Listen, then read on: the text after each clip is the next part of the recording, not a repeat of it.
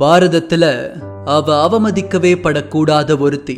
ஆனா அவளையே அவமானப்படுத்த முயற்சி செய்யப்பட்ட நாள் அது. அவ தலைமயிர பிடித்து தரன்னு இழுத்துட்டு வந்து 1000 ஆண்கள் சூழ்ந்திருந்த சபையில நடுமத்தியில கொண்டு வந்து போட்டான் துச்சாதனன். அவ கண்களில் கண்ணீர், கை கால்களெல்லாம் இரத்த காயம். எந்திரிச்சு நிக்க முடியாம அவையின் நடுமத்தியில விழுந்து கிடந்தா பாஞ்சாலி. சுற்றி இருந்த 1000 கண்களும் அவ ஒருத்தியையே பார்த்து கொண்டிருந்தது. அவகிட்ட ஒரு நம்பிக்கையும் இல்ல. கட்டின கணவர்கள் கூட அடிமைகளா மண்டிக்கிட்டு கூனி குறுகி உட்கார்ந்திருந்தாங்க.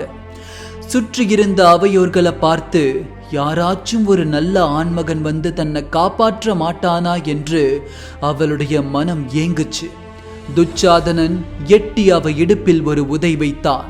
உயிர் போற வலி ஏற்பட்டாலும் எதிரி முன் இருமாப்பா அமர்ந்திருந்தா அந்த மானச்சி.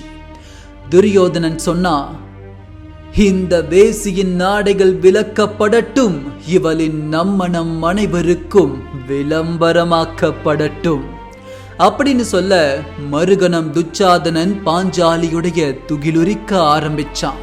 கணவர்கள் கைவிட்ட பிறகு அவ தஞ்சம் போக கடவுள் மட்டும்தானே இருந்தாரு. கண்களை மூடியவள் கைகோப்பி கண்ணனை யாசிக்க இழுக்கப்பட்ட சேலை முடிவு காணாமல் நீண்டு கொண்டே போனது. நீண்ட சேலையின் அளவு அந்த அரங்கத்தையே நிரப்பும் அளவிற்கு உயர்ந்து கொண்டே போனது. அதன் பிறகு பாஞ்சாலிக்கு என்ன ஆச்சு? துரியோதனன் என்ன செஞ்சான்? 5 கணவர்களை திருமணம் செய்த பாஞ்சாலி எப்படி பத்தினியாவாள்? இப்படியான அனைத்து கேள்விகளுக்குமான விடை கீழே கொடுக்கப்பட்டுள்ள வீடியோக்குள்ள முழுமையா இருக்கு. இதே மாதிரி பல சுவாரஸ்யமான இதிகாச பதிவுகளை தெரிஞ்சுக்க இப்பவே சப்ஸ்கிரைப் பண்ணுங்க.